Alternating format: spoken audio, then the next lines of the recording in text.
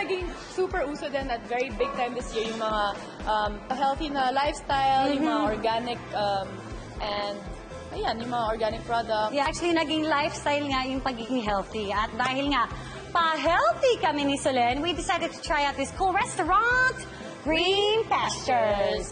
At actually, I think magustuhan to ni Marian. Dahil, di ba, mahilig siya sa mga organic na food. Healthy nga pala siya. Mas lalo ngayon. Di ba? Dahil may baby. That's right. Modeling. Mata. Anong plano niya? Ay, madam. Sorry, na-traffic lang. Sorry po, madam. Na-traffic?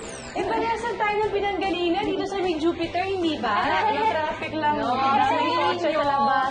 Nagdaan ako dyan. Wala kang ginawa kayo mag-model na mag-model. Ano ba yung mga kinakain mo? Puro organic talaga? Hindi naman puro organic, pero hanggat kaya kong maging healthy sa lahat ng kinakain ko, gusto ko healthy talaga lahat. Parang init eh. Sobrang sarap. Di ba guys? Hindi boring ang In mga fairness, vegetables. masarap.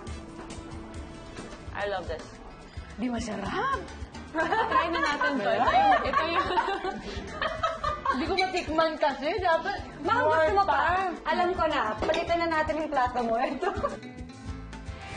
Napalaban sa kainan at modeling si Marian. Up next!